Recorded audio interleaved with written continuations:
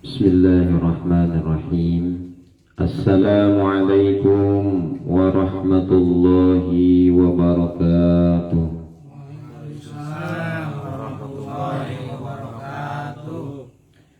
Ila mu'alifi hadzal kitab al-Fatihah. A'udzu billahi minasy syaithanir rajim. Bismillahirrahmanirrahim. Alhamdulillahi rabbil alamin. Ar-Rahmanir Rahim. Maliki yaumiddin. Iyyaka na'budu wa iyyaka nasta'in. Ihdinas siratal mustaqim.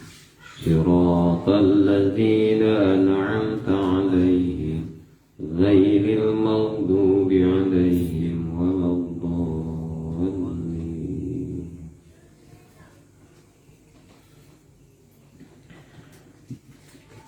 Kitab Hikam halaman 20 jajaran keempat ya. Bismillahirrahmanirrahim. Ngawitan abdi ngaos kana ieu kitab Hikam Ibnu Athaillah.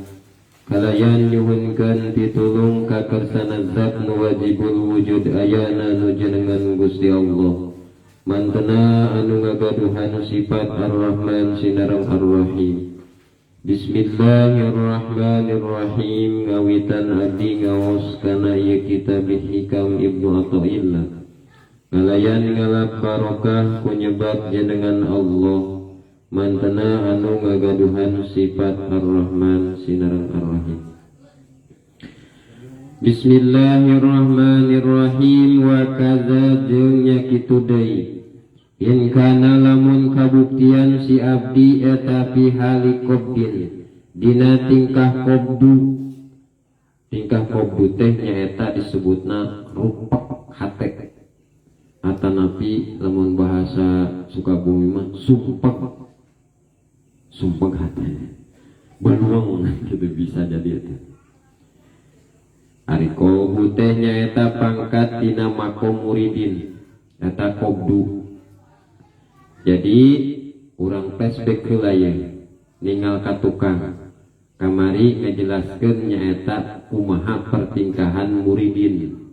Muridin teh nyaeta hiji makom. Makom atanapi tingkat kaimanana si jalma. Pan aya abidin, muridin, arifin, gitunya. Muridin teh kamari pertingkahanna nyaeta jalmi anu himmah wusul. Cita-citana ibadahna teh hoyong nepi ka Gusti Allah, hayang wusul. Berarti ngaran-ngaran hayang nepi ka Gusti Allah hatena teh kudu lempang. Lamun muridin teu lempang berarti muridina imitasi, eta gitunya. Jadi himmah wusul ngagaduhan cita-cita hoyong dina ibadah nate nepi ka Gusti Allah. Eta pertingkahan wusul teh nyaeta ngajadikeun tanda alamat pikeun makjur jeung makbul. Makjur dina makbul ditampi makjur diganjar intina sapertos kitu. Terus deui muridin teh pertingkahanna nyaeta husnul adab. Husnul adab muridin. Pertingkahan husnul adab kamari tos dijelaskeun. Hiji lamun dina kaayaan taat muridin mah sok naon? Sok suhudul minnah. Nyaksi eta kataatana teh sinugrah ti Gusti Allah. Jadi henteu ngaku anjeunna atanapi mantena ngagaduhan naon kahayang, ngagaduhan bisa ngan aya hungkul kudrat sareng irodah Gusti Allah. Eta muridin dina pertingkahan taat suhudul minnah. Terus lagi dina kaayaan maksiat, lamun tiba dina kaayaan maksiat muridin mah sok langsung kuat ngalaksanakeun makom tobat gitu muridin tah. Terus lagi dina naon deui tah nikmat, tiba muridin dina kaayaan seueur nikmat kenging nikmat buru-buru pertingkahan muridin mah sok naon sok syukuran ka Gusti Allah. syukur kamari tos dijelaskeun ta'rifna sarful abdi ma'an amallahu lima khuliqa li ajli nasrafkeun hiji abid ma'an amallahu kana nikmat anu dibere ku Allah lima khuliqa kana mahulikna li ajlihi pikeun Allah sanes pikeun sasaha janten ditasarrufkeun nikmat nate misal untung dina dagang untung nate ditasarrufkeun dina jalan Gusti Allah gitu tah tandana barokah ziyadatul khair katanya. Terus lagi dina kaayaan baliyat muridin mah pertingkahanana lamun aya dina kaayaan musibah atana pipilara dina kaayaanana buru-buru muridin mah taikeun dina makom sobar. Nah makom sobar kamari dijelaskeun tanda-tanda sobar ciri-cirina nyaeta purudun nafsi an alamil balwa tiis hatena teh nandangan kana balai gitu sok sanajan emang asli nama sobar teh payet gitu tapi kumaha carana eta sobar teh sesuai jeung ta'rif tiis hatena teh nandangan kana baliat atana pipilaran eta teh pertingkahan husnul adab teh saya adab-adaban ka Gusti Allah lah gitu. Tandana alamat jalma lamun husnul adab yakin kadituna aya harapan kengeng upami dina kaayaan mautna nyaeta husnul khotimah. Jadi lamun jalmi hoyong husnul khotimah taekeun heula husnul adabna nyaeta saya adab-adaban ka Gusti Allah. Eta pertingkahan murid-muridin nya. Dina pertingkahan ieu nyaeta wa kada jeung nya kitu deui in kana lamun kabuktian si abdi eta fi hali qabdin dina tingkah qabdu rupek hatena sumpeg hatena. Nah, ari qabdu teh dina pangkat muridin. Jadi dina patokana dina pangkat muridin aya qabdu lalawanana aya bastu eta dina muridin mah kitu nya. Maka muridin pertingkahan pan muridin masalikin jalma suluk mapai salapan makom teh taroki jeung suluk pertingkahan muridin mah sapertos kitu. Dina satiap makom teh jalmi teh nyaeta dina makom kaimanan. Hiji tadi teh dina makom naon pada umumna makom awamul mukminin nyaeta haub jeung roja. Awalna mah kitu dasarna. Haub jeung roja. Eta dina makom abidin. Ieu istilahna eta ngarep-ngarep rahmat Allah sieun kusiksa Allah eta dina makom awamul mukminin. Bangsa umumna sapertos kitu haub jeung roja gitu. Haub jeung roja. Roja teh naon cenah? Roja teh nyaeta ngarep-ngarep rahmat Allah atanapi ngarep-ngarep kasayan ti Gusti Allah eta disebutna roja. Teras ai haub teh nyaeta sieun papanggih anu teu dipiharepkeun eta haub. Aya jadi dina makom dasarna mah dina abidin aya haub aya roja. Aya haub sieun naon? Sieun anu teu dipiharep lain tina sapertos kitu. Aya roja roja mah ngarep-ngarep nyaeta rahmat ti Allah, ngarep-ngarep kasayan tina hiji perkara. Eta haub jeung roja. Haub roja teh pertingkahanana dina pangkatna nyaeta pangkat awamul mukminin, awam bangsa umumna ti awal ti dasar. Terus naik deui salajengna dina makom muridin atanapi makom salikin tadi mah abidin ayeuna muridin. Nah muridin tadi teh pertingkahanana ciri-cirina muridin. Pangkat muridin mah nyaeta ganti istilahna teh lain roja jeung haub lain. Jadi dina pangkat muridin mah nyaeta nu tadi teh qabdu bastu atanapi bastu qabdu. Sing emutnya tadi mah haub roja ayeuna mah bastu jeung qabdu. Naon cenah ari bastu? Ari bastu teh nyaeta jembar hate. Bastu disebutna teh. Terus ari lalawanana naon? Qabdu. Lalawanana bastu teh qabdu. Naon qabdu? Qabdu teh nyaeta rupek hatena, sumpeg hatena teh kitu. Jadi aya jembar hate, aya rupek hate. Anu tadi haub roja, ayeuna bastu jeung qabdu. Sing jadi catatan supados urang emut mungkinnya. Kunaon cenah pa ayeuna mah kieu wae dina poe ieu teh Allah teh naon mere rupek hate dikagung ka abdi teh kunaon nya tah eta teh hauk mun dina makom awamul mukminin mah tingkat dasarna eta hauk naon nya asa sumublak hate teh asa tegenah ieu hate teh asa rupek hate teh lamun dina makom awal-awal mah awamul mukminin disebutna hauk eta teh tapi dina makom si muridin mah makom salikin muridin sareng salikin sami eta teh keneh dina makom muridin mah nyaeta bastu teh bastu jadi rupek hatena sumpeg hatena nah jadi bastu mah kena jeung naon jeung hadun nafsi awas kade kudu hati-hati tah jadi kitu kenana matak ari arifin mah Gusti abdi mah mendingan milih rupek hate we saur arifin gitu ari ke rupek hate masuk deket geuning ka salira Gusti kan rata-rata kitunya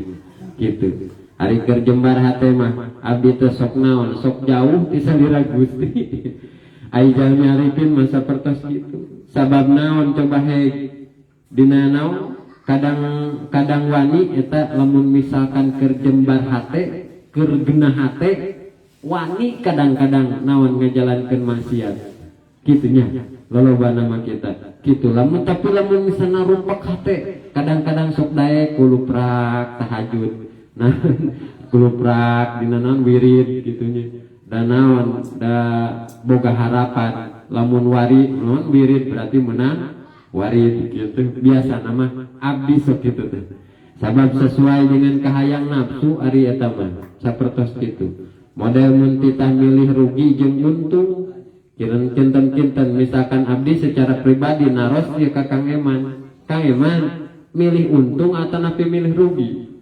pasti da eta teh da kena jeung hadun nafsi teh nyaeta hayang untung rata-rata gitu banyak rata-rata biasana memilih untung karena rugi mah pan sesuai jeung kahayang nafsu matakan disebutna jembar hate teh kena jeung eta jeung hadun nafsi kahayang nafsu gitu sok padahal maloba jalma anu teu areling ku sabab gitu naon dibalikeun kitu nya lolobana loba nu teh eling sabab untung teh pan jelema teh pan rata-rata hoyong naon hoyong untung teh nya hoyong untung sapertos kitu matakan arifin mah seueurna Gusti lamikeun abdi teh rupek hate sabab upami dina kaayaan rupek hate mah Gusti abdi teh sok deukeut ngaraos caket sareng salira Gusti kitu nya dibaliknya naon kala naon amalan-amalan tanapi tingkah arifin jeung urang-urang kitu masyaallah jauhna luar biasa. Nah tadi awamul mukminin abidin nyaeta hauk jeung roja terus naon dina makom muridin disebutna bastu jeung qobdu terus ayeuna naik deui naik sakedik satingkat ayeuna dina makom arifin mubtadiin tapi lain arifin secara tingkatan anu pangluhurna ieu arifin mubtadiin arifin mubtadiin teh kumaha cenah ieu jalmi tos warusul dina ibadahna tapi keur dialajar tapi walaupun keur dialajar ibadah usul tapi usul ibadahna urang sok nyebatkeun dina makom wasilin jadi aya abidin paling hanap terus naik aya muridin terus naik aya wasilin disebutna arifin mubtadiin eta anu tos daukiyah dina tajalli af'al anu tos karasa dina tajalli af'al asma jeung sifat tos ruhani na tos berjalan dikitu eta mah ganti istilahna lain bastu qobdu lain qobdu bastu ari tadi mah dina naon dina makom muridin makan bastu qobdu naon atuh dina makom wasilin dina makom wasilin mah nyaeta pangkatna teh unsu jeung haebat jadi aya hauk jeung roja dihanap terus naik deui aya qobdu bastu naik deui aya naon aya unsu jeung hebat. Gitunya aya unsu jeung hebat naon cenah ari unsu teh nyaeta bunga ku Allah. Bunga sami si salaresna mah ta'rifna mah jembar hate rupek hate ngan eta mah pertingkahan pangkatna masing-masing. Unsu bunga ku Allah. Terus ari hayeuna hebat teh naon? Ai hebat teh keuman ku Allah. Sieun lain teh kitu sarua jeung hauk sapertos kitu. Keung beda bisa bener. Engadeng keung bener eta sarua. Terus beda deui nya istilahna pangkat teh naik saeutik, benten. Teras dina makom arif. Nah, ieu mah jalmi-jalmi anu tos musyahadah.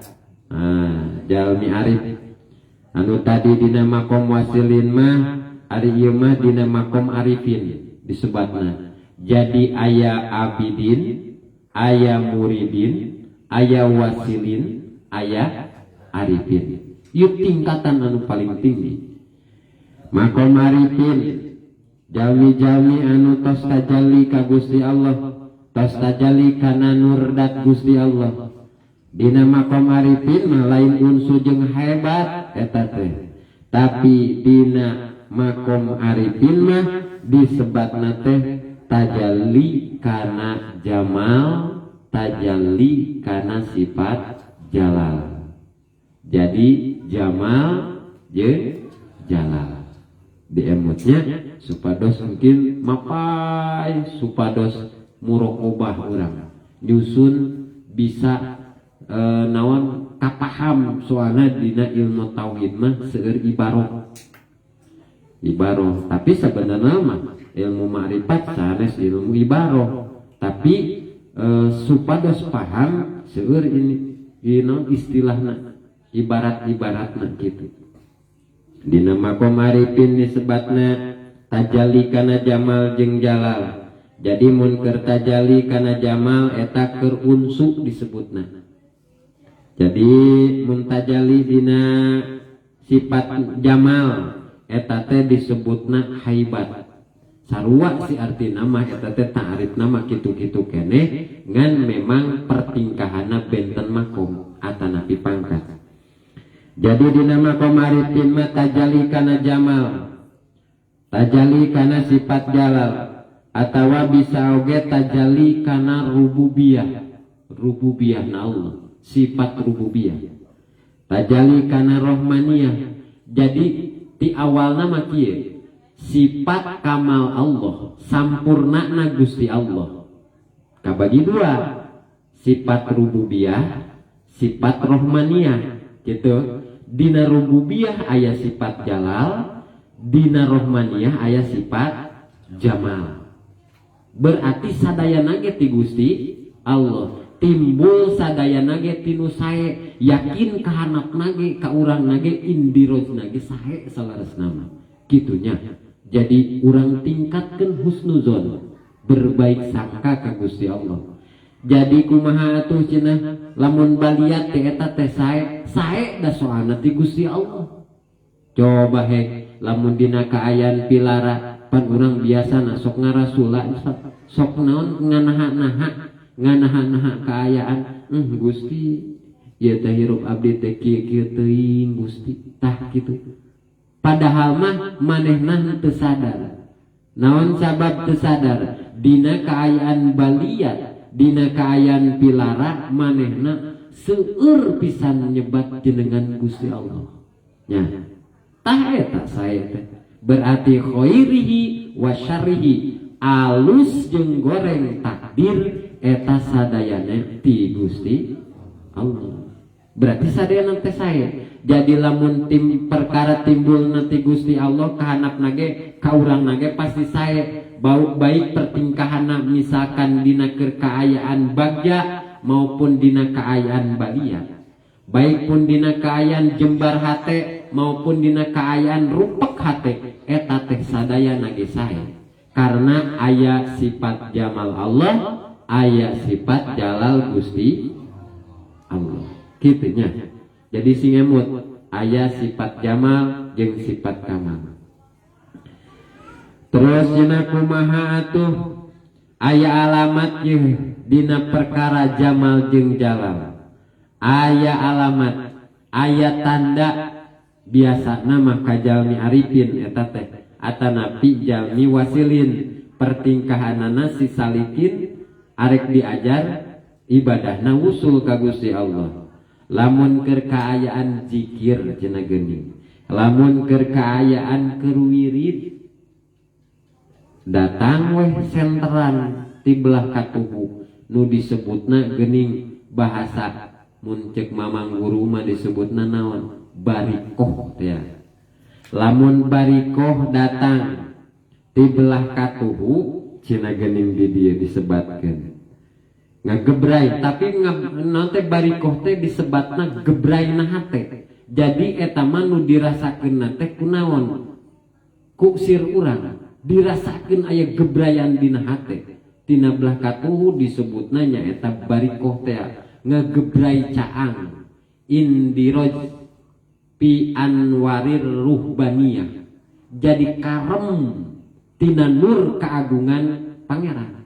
Eta disebutna barikoh hate teh di dia. Tapi lain naon barikoh disebutna ngagebraina lain ku alatan urang jikir gudag-gideg hungkul. Misal gudag-gideg karena urang perem misalkan baranyai eta mah ngabaranyaina akibat tina urang gudag-gideg. Ari barikoh mah dirasakeun kusir engke dah saurna teh karaosek coba. Dina barikoh datangna tina sir, lamun barikohna datang ti belah katuhu eta tajalli kana sifat jamal. Isukana teh kaalusan kitu. Biasana alamat, ngaran-ngaran alamat, ngaran-ngaran adat kan kitu nya gitu. Luar masasarina sah sulayana gitulah intina. Terus lamun barikohna datang ti sabelah kenca eta disebatna tajalli karena sifat jalal gitu.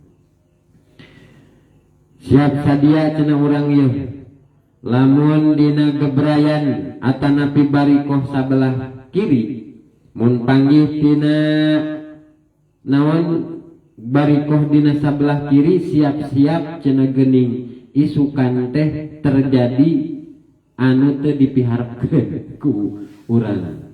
Jadi memang ari sifat jalal ya, sifat jalal masa bernama bertolak belakang jeung hadun nafsi, bertolak belakang jeung kahayang nafsu urang gitu. Jadi sifat jalal mah pan meureunnan rugi mah teh kahayang urang, geuning mah lain hayang urang kan biar lolobana mah kitu nya disebutna. Mun rugi dagang cenah geuningan atawa naon bae lah pilara eta dina kaayaan disebutna dina kaayaan jalalna Gusti Allah. Kitu nya. Tapi lamun jamal mah lamun dina kaayaan anu aralus untung dina dagang lolobana mah eta anu dipikaharep untung lubak libuk teu kalbok bahasana gitu. Bro di juru bro dipantok ngalayah di tengah imah eta dina kaayaan jamal secara dohiri ya jamal. Tapi bisa oke kan kadituna engke aya jamal aya jalal. Jadi kadituna aya jalalul jamal, aya jamalun jalal, singkadenya kadinya. Eta baheula sok dicirian tapi ku kolot baheula. Kolot baheula mah sok dicirian geuning. Lamun kekerjedan naon? Socar sabelah katuhu kitu nya. Kerenyen. Wah, cenah ieu mah arek menang naon? Arek menang naon disebut? Menang rugi cenah ieu mah ya. Anu teu dipiharep ieu bakalan ciri cenah kitu nya. Sok baheula kan gitunya. Terus kerenyen sebelah kiri. Wah, ieu mah cenah bakalan pibungaheun. Nah kitu buat kelot baheula. Aya kelot baheula kitu. Atawa kieu, atawa anu kekerenyedan anu leungeun sabelah katuhu geuningannya. Wah, cenah mah ieu mah dibalikeun eta mah, dibalikeun ari leungeun mah. Kelot baheula bisa. Dibalikeun lamun kekerenyedanna naon leungeun anu katuhu, wah ieu mah ngaluarkeun duit sakitunya. Terus lamun kekerannya dana sebelah kiri geuningan, wah cenah ieu mah rek menang duit cenah ieu. Wah, kitu ari kolot baheula. kolot baheula. Sok padahal mah ku ahli ma'rifat mah eta teh disebutna alamatna disebutna barikohna sir urang.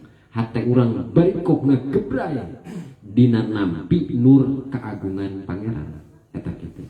Jadi mungkin saurna teh karaos barikoh.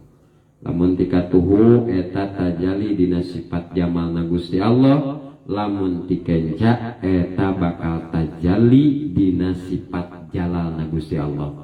Tuh, jadi ahli ma'rifat mah, ahli-ahli hoyong naon usul ka Gusti Allah mah aya tandanya. Lamun naon, lamun urangna daek berjuangna gitu. Pan batur memerenan keur sare genah-genah kitunya lolobana mah jam 2 jam 3 lolobana pam kitu keur genah-genah sare tapi urang mah udang tipeuting terus urang mah eling batur mah paeh urang mah maon urang mah hirup bahasana kitu tapi pan lamun dina pertingkahan dina Al-Qur'an ge disebatkeun wa minal laili fatahajjad bihi nafilatan asa ayyab'atsaka rabbuka maqaman mahmuda. Tuhnya ari darajat hayang naik, ari hirup hayang mulia, tahajud teu daek atuh kumaha hirupna rek bagja jeung darajat naik kitu. Aya pertingkahanana matakan tos naon tahajud terus zikir wirid urang naon bae wirid nama asalkan beda-beda kan nya sok aya geunaheun di kalimah ieu dipakena diajak balik jalan ka Gusti Allah na sok aya geunaheun misalkan subhanallah walhamdulillah wala ilaha illallah wallahu akbar wala haula wala quwata illa billahil aliyil azim sok aya kitu geunaheun teh atuh geunaheun dina sok aya dina istighfar astagfirullahal azim astagfirullahaladzim taekeun ta urang teh naon hate urang ka hadrat ahadiyatna Gusti Allah tahaluk ngarumasakeun nun Gusti abdi teh geuning ieu jalmi abdi teh sebagai jalmi bobolokot ku dosa Gusti seueur dosa-dosa abdi lamun ibarat kata dihitung mah budah lautan mah eta teh can naon henteu cekap kanggo nulisna dosa-dosa abdi Gusti. Tah eta pertingkahan istighfar dimakan dina makom tobat matakan makom anu paling pertama teh makom yakin anu paling pertama nyata makom tobat eta disebut babul usulna lamun urang dina tobatna usul ka Gusti Allah wah kabeh oge beunang eta insya Allah matakan memang naon sih disebutna geuningan sok aya paribasa perjuangan mah tidak naon sih sebenarnya perjuangan mah tidak mengkhianati hasil tidak gini naon perjuangan nanti kitunya kata-kata gitu matakan terus orang berjuang mujahadatun nafsi tandana alamat jalma arek dimusyahadakeun ku Gusti Allah ka Allah nah eta ditiasakeun urang mujahadatun nafsi tah eta dina tajali dina sifat jamal eta berarti panggih dina kaayaan alus si urang sehari-hari misal untung dagang loba naon rizki arek mamlu kita mah arek madmun bahasana gitu gitunya terus urang misalkan derajat ditaekeun baik dina derajat dina sasama pada manusia maupun derajat urang di Gusti Allah taeta pertingkahanana disebatna tajalli dina sifat jamalna Gusti Allah dina sifat gindingna Gusti Allah dina sifat saena Gusti Allah eta terus ditajalli dina sifat jalal eta berarti panggih dina kaayaan goreng eta mah anu teu dipimaksud ku urang anu teu dipiharep urang sabenerna mah matakan ari haddun nafsi mah keunahna jeung sifat jamal lamun misalkan sifat jalal mah eta kitu anu teu dipiharep urang biasana rugi dagang ditajung suku leungit duit eta mah tapi ulah pertingkan matakan singkade yeuh bongbong ieu mah misalkan poe Salasa urang ditajong atawa poe Sabtu urang ditabrak beca wah jigana ieu urang keur apes ge dina poe Salasa jeung poe Sabtu jigana urang ulah liliaran poe Sabtu jeung Salasa tah singkade ulah kadinya ulah kadinya urang pate kadan soalna naon soalna sifat kudrat Allah teh kodim teu aya naon teu aya mimitina jeung teu aya tungtungna berarti Allah teh kudrat kawasa Senin Salasa Rebo Kamis Jumat jeung Sabtu jeung Minggu Allah teh ngagaduhan sifat kudrat ngaran sifat kudrat teh nyaeta teh teu aya tungtungna jeung naon teu aya mimitina jeung teu aya tungtungna berarti langgeng. Jadi lamun ahli Allah mah lamun nekatkeun poe Senin apa sih Salasa untung misal eta sarua oge mempertingkahkeun Allah ngagaduhan sifat apa sing tadi eta pertingkahan sakedik menurut urang mah meureun saeutiknya menurut urang mah tapi dina ilmu tauhid Masya Allah eta dosa ruhani eta anu susah ditobatanana dijalikeun saeutik jadi sirkun urang pan urang tos paham ayeuna mah Allah wajib ngagaduhan sifat kudrat teh takrifna mampu bisa kawasa Gusti Allah teh naon ngayakeun jeung nuwuhkeun sakabeh perkara anu mungkin wujud mustahilna Gusti Allah apes jadi teu kahati akal urang lamun Gusti Allah apes jadi salawasna Allah ngagaduhan nyaeta sifat kidam jeung bako kidam teu aya tungtungna kidam teu aya mimitina bako teu aya tungtungna berarti salian ti Allah teu langgeng sing emut kadinya nya baik pun sifat jamal jeung sifat jalal eta timbul tina kabageran ti Gusti Allah timbul tina nu sae timbul ti Allah taala nah nya lamun barikohna cenah urang yeuh di tengah-tengah lamun aya gebrayan hate di tengah-tengah anu disebatna sok disebut naon nafsul mutmainnah teh geuningan nafsu anu tenang eta tajalli kana sifat kamal tuh nya brai bariko di tengah-tengah eta teh di tengah-tengah kana ruhani urang eta teh disenterkeun ti mana ti Allah ti zat Gusti Allah taala ka naon ka ruhani urang disenterkeun eta cahaya nur Allah taala disenterkeun jadi disebutna barikoh ta urang eta sifat naon tajalli dina sifat kamalna Gusti Allah tajalli dina sifat asampurnaanna Gusti Allah eta disebutna tah salian teh eta mah aya deui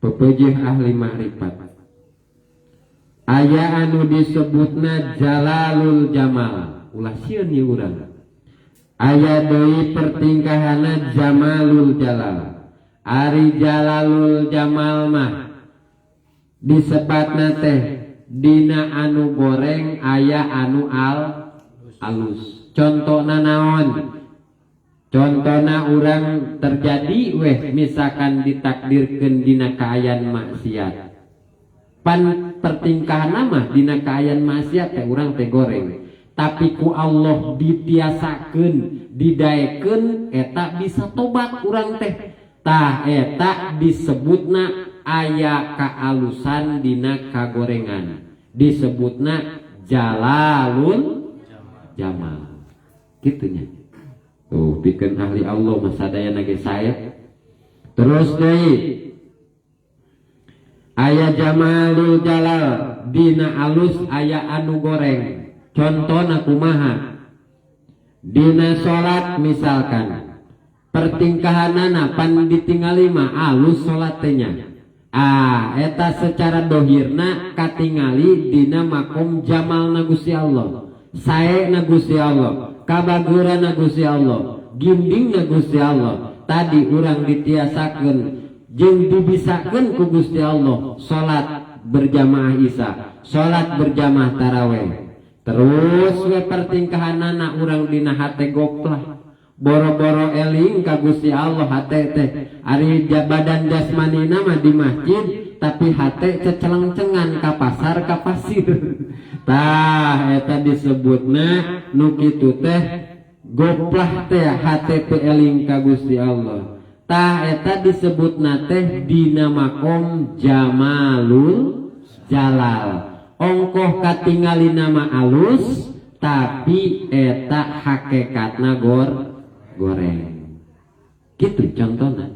Jamalul jalal. Jadi ayat jalalul jamal, terus ayat jamalul jalal. Contoh orang kos kieu hadir di majelis ilmi, bahkan saur Imam Ghazali luar biasa ieu pertingkahan hadir di majelis ilmu teh pertingkahanana lebih utama tina salat sunnah 1000 rakaat. Saur Imam Ghazali matakan mendingan ngaji nya pat matakan saur ahli makrifat disebatkeun naon zikirna atanapi istighfarna jalma bodoh eta hadir di majelis ilmu ngaji. Istighfarna jalma bodoh matakan urang mah istighfar can bisa atuh can bisa istighfar urang meuteun can wusul ka Gusti Allah atuh urang rajin-rajin ngaji heula kitu nya gitu. Tah lamun urang dina ngaji dohirna katingali jamalna Gusti Allah, tapi kumaha ye urang di jerona, di jero jisim jeung jirim urang berangkat ti imah teh kudu tingali inna a'malu binniyat wa kulli imri'in manawa. Lamun niatna urang seja naon, seja ngalap ilmu pikeun ibadah wusul ka Gusti Allah, tah eta disebatna jamalul jamal.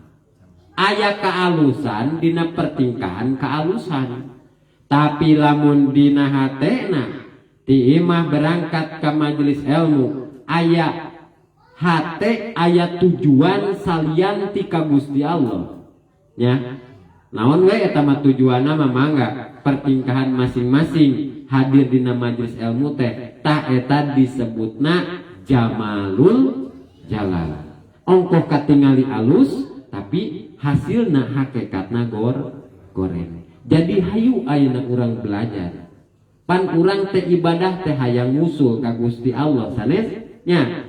Hayang ngusul, hayang nepi ka Gusti Allah. Ari naon? Salah satu tanda, salah satu syarat pan ngusul teh pikeun supaya naon? Supaya ibadah urang makbul jeung makjur, ditampi jeung diganjar. Sebelum dimakbul jeung dimakjur berarti ibadah urang kudu nepi heula ka Gusti Allah. Matakan kudu boga himmah, kudu boga cita-cita dina sagala ibadah teh. Wusul urang nepi ka Gusti Allah. Berarti pertingkahanan niatna lillahi ta'ala. Gusti abdi mah hoyong naon? Taruhlah secara umum nama abdi hoyong ridho ti salira Gusti ya Allah. Dina pertingkahan naon baik pun dina pertingkahan ibadah ritual maupun ibadah sosial gitunya tah eta kuduna sapertos kitu. Rugi misalkan dagang matak eling tah eta teh jalalul jamal misalkan rugi nage tapi eling ka Gusti Allah eta dina kaayaan jalalul jamal. Dina salat kitu teh ya matak dina dibere rugi atana pipil pilara ulah wakaceurik. Lamun ahli marifat mah sok mupeujehan. Lamun dina kaayaan pilara, dina kaayaan baliat, dina kaayaan dohir secara kesedihan, ulah sampai tepikeun ka wakaceurik. Ulah sok waka heula ceurik. Bisi eta pertingkahan dirubah ku Gusti Allah. Asalna jalal jadi jamal. Gitunya. Dibere untung atanapi bagja.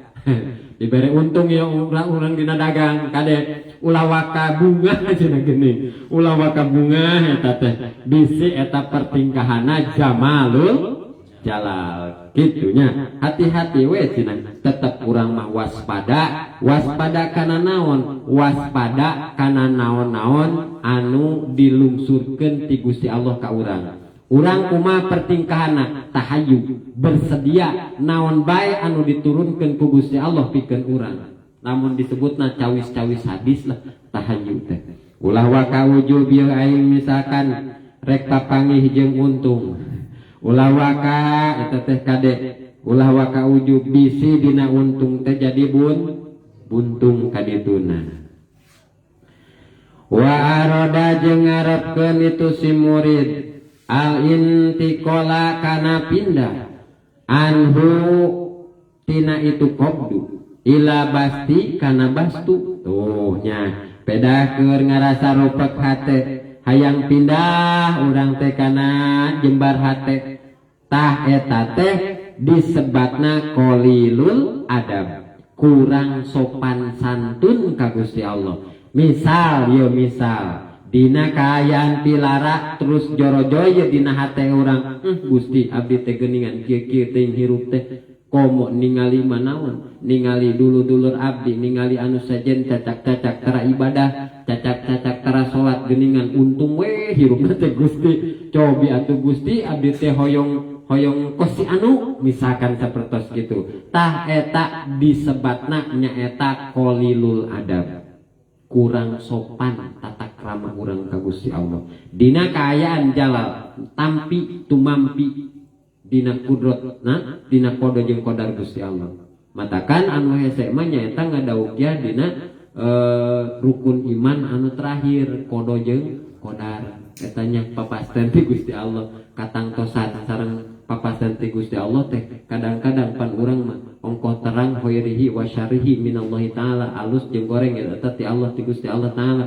Tapi dina keur kaayaan ulang pilara dina keur kaayaan urang baliat masuk ngarasula jeung urang teh bareto macan paham eta keur urang teh komplain ka Gusti Allah pilara ngarasula dina kaayaan urang eta teh disebatna teh nyaeta naon ja suul adab teh henteu aya adab-adaban ka Gusti Allah. Jeung eta deui dosana luar biasa, leuwih tibatan maling munding eta teh dosana luar biasa jeung susah ditobatanana, soalna eta mah dosa ruhani atanapi dosa batinia.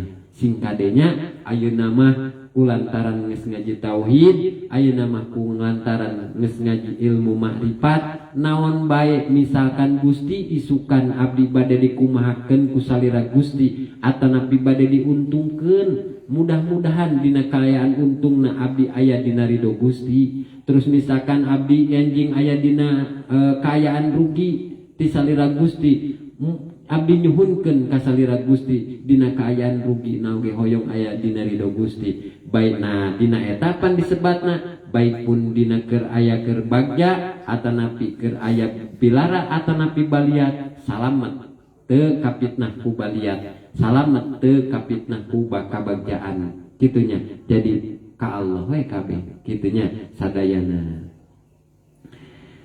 Kumaha teh cenah urang lamun urang aya non alus nama dina pertingkahan dina qobdu atanapi bastu. Tah urang kuduna lamun dina pertingkahan qobdu jeung bastu rupek hate atanapi sumpeg hate, kadituna lalawanan nyata jembar hate nya kudu kumaha cenah urang, lawan ku urang pertingkahan ku pasrah jeung tawakal. Tawakal teh disebut tawakal teh bersandar ka Gusti Allah, bersandar lahir jeung batin ka Gusti Allah. Tapi ulah boga sangkaan urang pasrah atanapi tawakal ka Gusti Allah teh lain naon, lain teu usaha. Singkade ulah boga pandangan sapertos kitu, oh ngan tawakal ai usahana cenah kumaha kitu man. Nah singkade ari tawakal mah bab hate, ari usaha mah bab jasad. Usaha mah heug usaha kasab masing-masing dina naon bae, arek dina tani, arek di pasar, arek dina buburuh atanapi karyawan, sok jalankeun eta usaha atanapi kasab. Eta mah dina pertingkahanna hukumna dohir dina jasmani, tapi tawakal mah dina tekad batin urang, dina batin urang. Jadi tawakal dina hate bersandarna ka Gusti Allah, hate mah teu bersandar kana kasab, hate teu bersandar kana untung jeung rugi, hate teu bersandar kana naon, kana panen bahasana, kana loba nu meuli sapertos kitu. Ari hate mah kuduna bersandarna ka Gusti Allah. Jadikan dina hate mah leungitkeun makhluk sangharepkeun Gusti Allah, tah eta jadi ibadah disebutna kitunya. Jadi hampang cenah geuningan urang lamun pertingkahan sing yakin ieu perkara kenging milih Allah, anu pang alus-alusna pikeun urang teh sing yakin. Ngan syarat urang kudu eling ka Gusti Allah, syaratna urang ngajalankeun undang-undang Gusti Allah, tah eta nu penting nama. Sok geura hampang hirup teh mun geus tingkahna di dinya moal bingung wae hirup teh nya bersandar ka Gusti Allah. Nah cenah ari si eta najan tukang buburuh oge terus boga anak 5 atau napi boga anak salosin, etan teh anakna masantren kabeh tapi jigana katingali teh genah we cenah kitunya.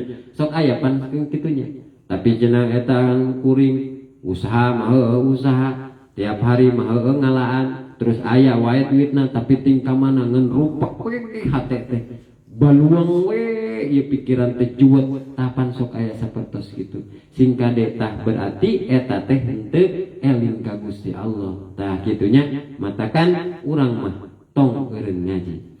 Qala ngadauh sahabaduhum sapalihna para ulama liker ka kuring minda arba'ina sanatan mangsa 40 tahun ma akomani teu nyicingkeun ka kami saha Allahu Gusti Allah fi karahatuhu maka teu mika keheul kana itu hal wala naklani jeung teu mindahkeun Allah ka kami dina hiji tingkah ilal ghairihi kana lian ti itu hal pasafatuhu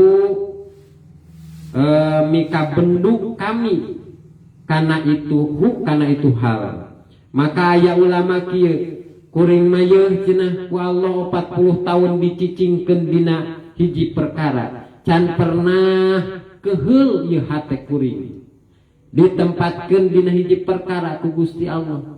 Ieu ahli ma'rifat nyebatkeun sapertos kitu. 40 tahun dina saumur 40 tahun Allah teu mindah-mindah. Aya kobdu, aya bastu, aya rugi, aya untung, aya cager, aya gering. Eueuh nu dipika ngewa cenah geuning ku kuring oge, kabeh oge ditetepkeun dina naon ku Allah teh misalkan dina bastu henteu keheul, dina kobdu oge henteu keheul, tah kitu. Pedah ngeunah-ngeunah untung tiba-tiba ngagubrak kana rugi. Sok keheul pan urangnya. Misalkan ngeunah-ngeunah untung gubrak kana rugi. Kadang-kadang aya we tah sok aya nu kituna urangnya. Sok aya nu kituna. Kade. Jadi ieu mah anu pasrah dina anu ditetepkeun ku Gusti Allah. Dina 40 tahun Jami Arifin 40 tahun teu pernah papanggih jeung hiji tingkahna anu naon anu dipikar resep ku badan jasmani atanapi anu dipikar resep ku nafsu. Naon we sababna mah tah eta teh anu pertingkahana patut dicontoh ku urang sadayana. Tingkah anu mikar resep kana eta tingkah. Naon sababna?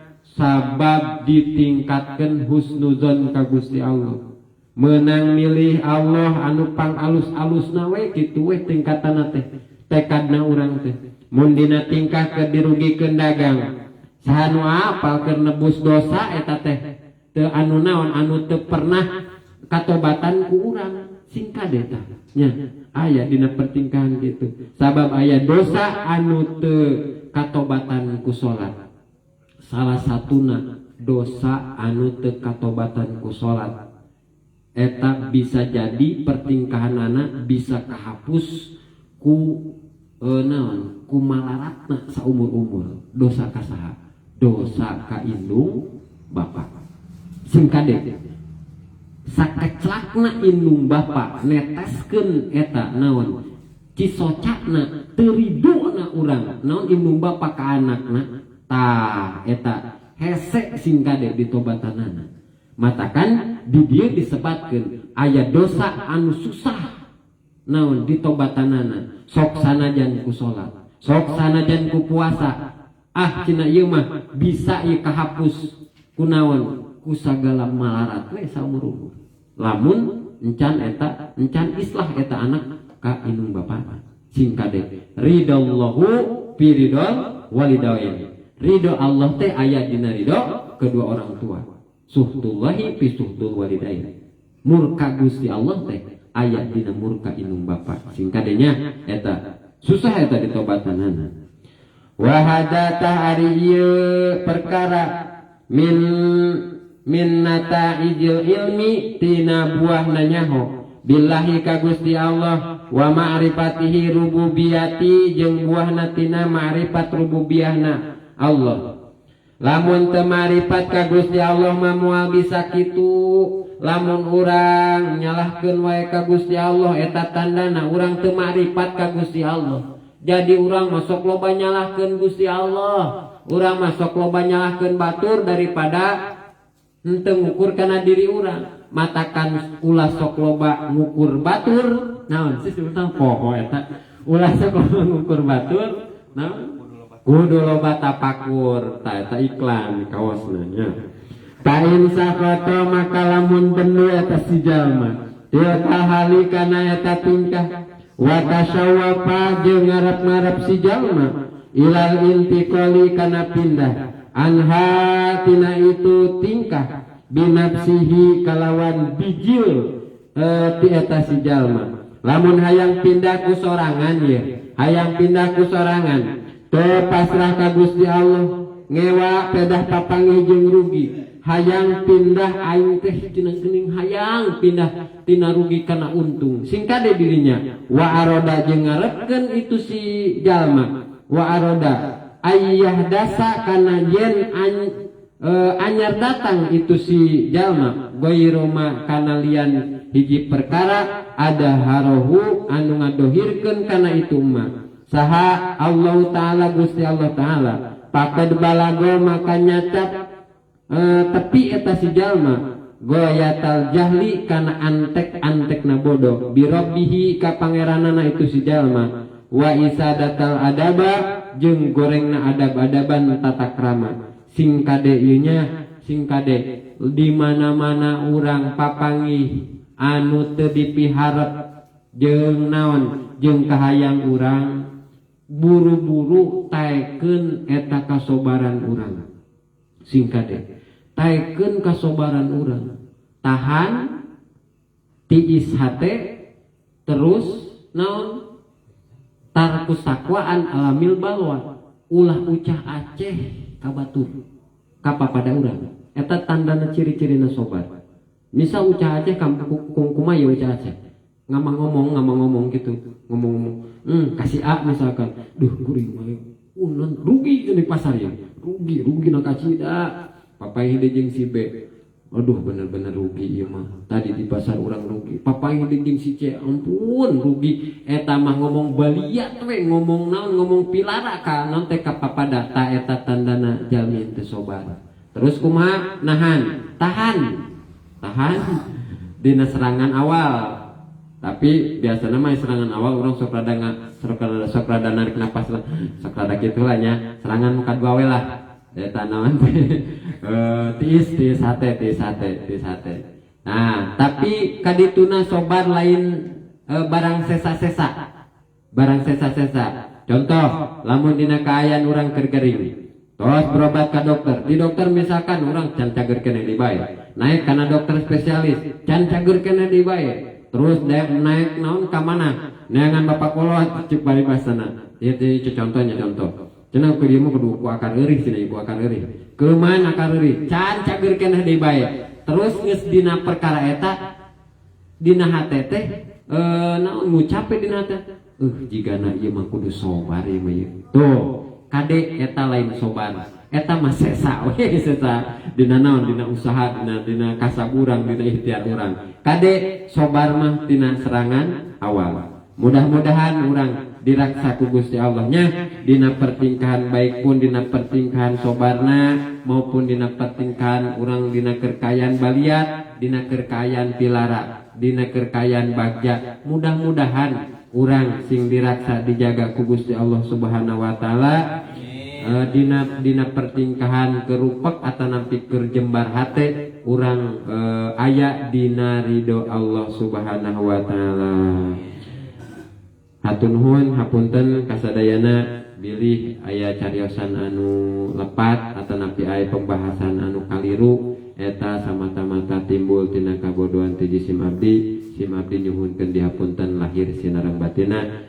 Atuh saupamina aya leresna mudah-mudahan ieu sing dijantenkeun ku Allah Subhanahu wa taala pikeun urang sadayana nyaeta dijantenkeun ilmu nape ilmu anu bermanfaat dunya sinareng akhiratna amin ya Allah ya rabbal alamin Akhirul kalam, wabillahi taufiq wal hidayah. Assalamualaikum warahmatullahi wabarakatuh. Sholli wa sallim daiman ala Ahmad. Sholli wa sallim daiman ala Ahmad wal ali wal ashabi man qad wajada wal ali wal ashabi man qad wajada rahmat sinareng salam mugi tetep salamina rahmat sinareng salam mugi tetep salamina ka Nabi Muhammad sareng kula wargina ka Nabi Muhammad sareng kula wargina sholli wa sallim daiman ala Ahmad sholli wa sallim daiman ala Ahmad wa sallimna minal afati wal balwa wa sallimna minal afati wal balwa mugi Gusti nyalametkeun abdi sadaya mugi Gusti nyalametkeun abdi sadaya tina pancabaya